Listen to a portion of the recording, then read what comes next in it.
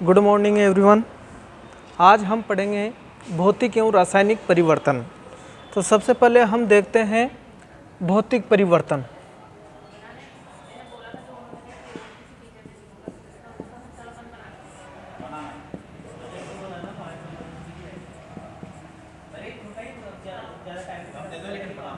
तो देखिए भौतिक परिवर्तन किसे कहते हैं। तो भौतिक परिवर्तन उसे कहते हैं जब किसी पदार्थ की सिर्फ भौतिक संरचना में परिवर्तन होता है और उसके रासायनिक गुणों और संगठनों में किसी प्रकार का कोई परिवर्तन नहीं होता है, तो उसे हम भौतिक परिवर्तन कहते हैं। तो यहाँ पे हम लिखते हैं कि ऐसा परिवर्तन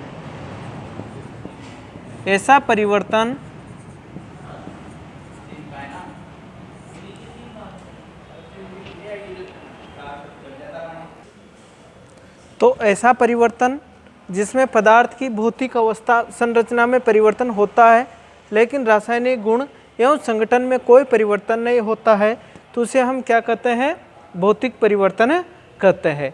अब भौतिक परिवर्तन के उदाहरण के रूप में हम देखते हैं कि जैसे बर्फ, पानी का बर्फ में बदलना, जैसे पानी का बर्फ में बदलना। तो ये क्या है, भौतिक परिवर्तन का उदाहरण है जिसमें पानी का बर्फ में बदलना। इसी प्रकार से कपड़ों का सूखना, कपड़ों का सूखना। तो जब कपड़ों को धोते हैं तो धोने के बाद उन्हें किसी धूप में सुखाते हैं, तो सुखाने के बाद सूख जाते हैं, तो ये क्या हुआ, भौतिक परिवर्तन। किसी लकड़ी के ऊपर लोहे की फाल को चढ़ाना, तो लकड़ी के पहिए पर लोहे की फाल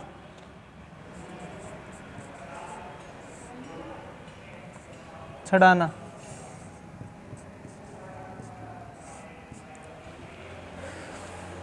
तो ये क्या है, भौतिक परिवर्तन है। तो इन सबको हम क्या कहते हैं, भौतिक परिवर्तन कहते हैं। इन्हें अपनी कॉपी में लिख लो।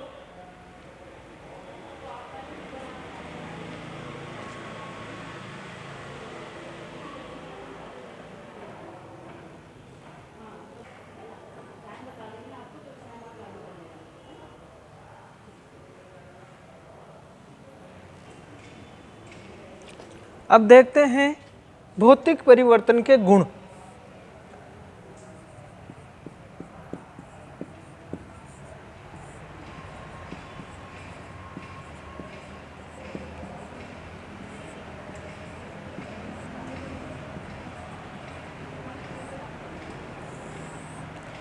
तो भौतिक परिवर्तन के गुण के रूप में हम देखते हैं कि ये परिवर्तन उत्क्रमित है। इस परिवर्तन में पदार्थों से मूल पदार्थ बन जाते हैं तथा मूल पदार्थों से वापस से क्रियाकलाप या फिर उत्पाद बनते हैं, अर्थात यह भी क्रिया दोनों दिशाओं में चलती है। और इन पदार्थों में जैसे ही पदार्थ में परिवर्तन होता है तो इसकी सिर्फ भौतिक अवस्था में परिवर्तन होता है, इसके रासायनिक गुण और संगठनों में किसी प्रकार का परिवर्तन नहीं होता है। तो इसे हम क्या कहते हैं, भौतिक परिवर्तन के गुण कहते हैं। तो यहाँ पे हम लिखते हैं भौतिक परिवर्तन के गुण।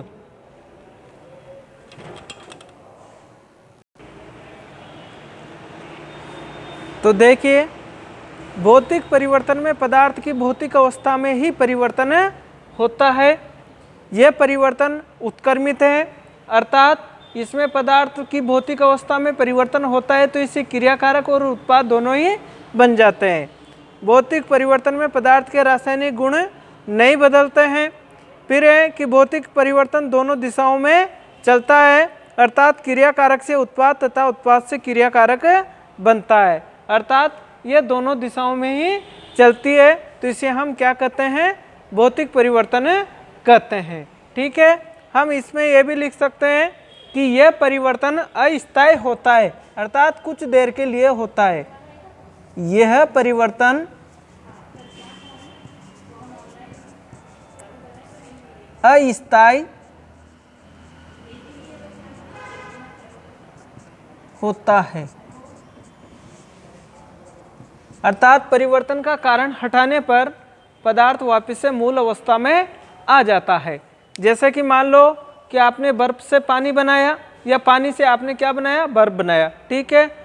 लेकिन ये बर्फ कहाँ तक रहेगा, जहाँ तक उसका तापमान बर्फ बनने के लायक रहेगा तब तक रहेगा।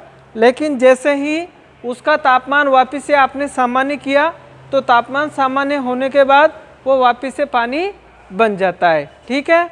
तो इसको आप अपनी नोटबुक में लिख लो।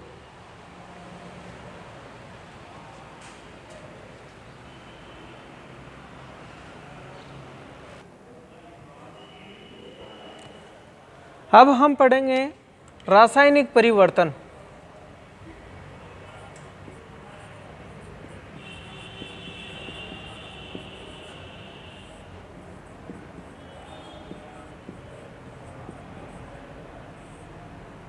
तो देखिए रासायनिक परिवर्तन क्या होता है कि पदार्थों में होने वाला ऐसा परिवर्तन जिसमें पदार्थ के भौतिक गुणों के साथ साथ रासायनिक गुण और संगठन भी बदल जाते हैं तथा उससे एक नया पदार्थ बनता है, तो इसे हम क्या कहते हैं, रासायनिक परिवर्तन कहते हैं। तो यहाँ पे हम लिखेंगे कि पदार्थों में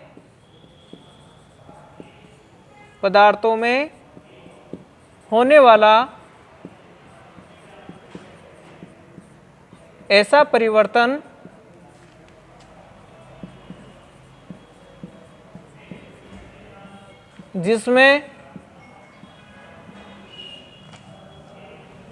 जिसमें पदार्थों के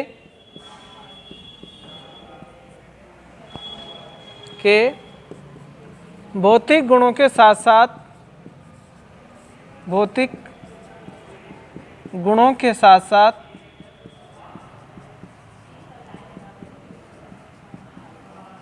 रासायनिक गुण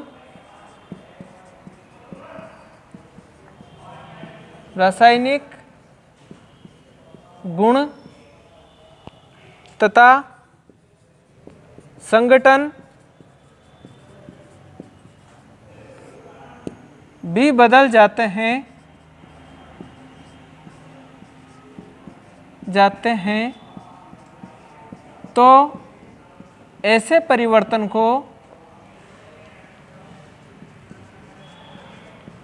ऐसे परिवर्तन को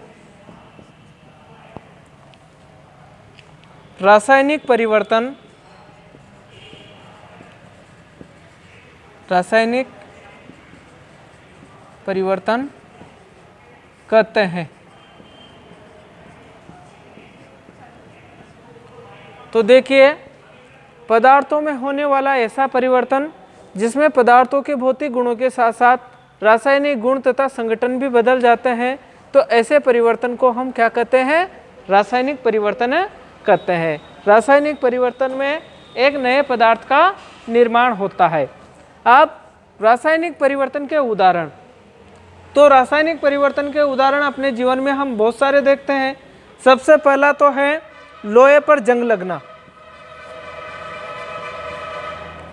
लोहे पर जंग। नंबर 2 पे है पेड़ों की लंबाई का बढ़ना, पेड़ों की लंबाई का बढ़ना। फिर नंबर 3 पे है लकड़ी का जलना, लकड़ी का जलना। तो ये क्या है, ये रासायनिक परिवर्तन है। तो इस प्रकार के परिवर्तन को हम रासायनिक परिवर्तन कहते हैं। इस परिभाषा को आप लिख लो अपनी कॉपी में। इसके बाद अब हम देखेंगे रासायनिक परिवर्तन के गुण। जैसे हमने भौतिक परिवर्तन के गुण देखे थे, वैसे अब हम देखेंगे रासायनिक परिवर्तन के गुण।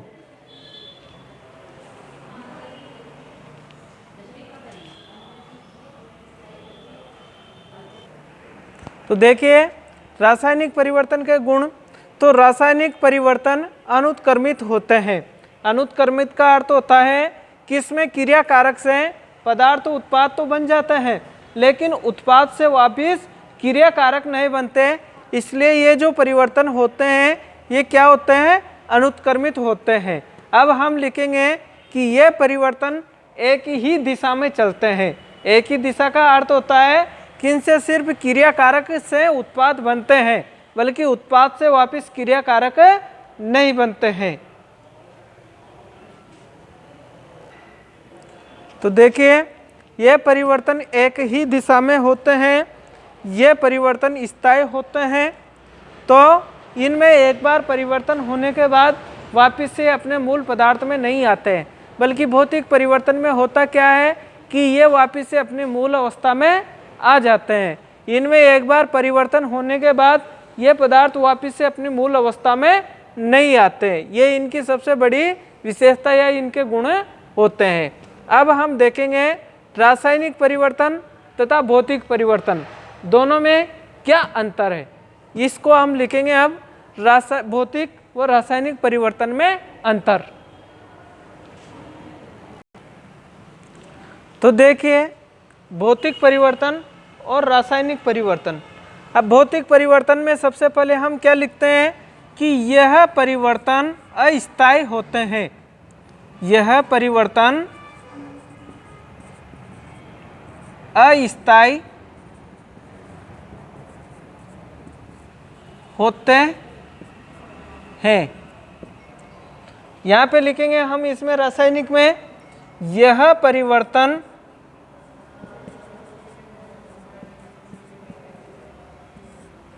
स्थायी होते हैं। स्थायी होते हैं। अब इसमें हम दूसरे नंबर पे लिखेंगे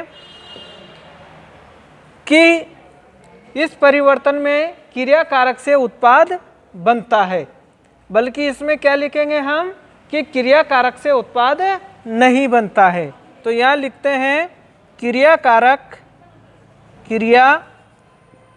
कारक से उत्पाद बनता है। और यहाँ पे क्या लिखेंगे हम कि क्रिया कारक से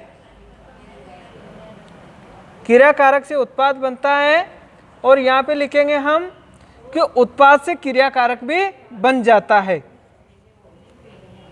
उत्पाद से क्रिया कारक भी बन जाता है।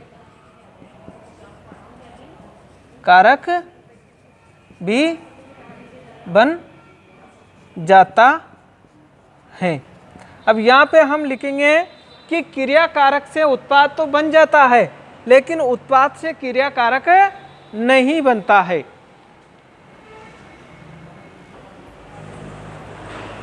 तो क्रिया कारक से उत्पाद तो बनता है, लेकिन उत्पाद से क्रिया कारक नहीं बनता है। अब इसमें तीसरे नंबर पे हम लिखेंगे कि भौतिक परिवर्तन के उदाहरण। भौतिक परिवर्तन के उदाहरण के रूप में जैसे कि बर्फ से जल का बनना और कपड़ों का सूखना। ठीक है। और यहाँ पे हम लिखेंगे दूध से दही का निर्माण।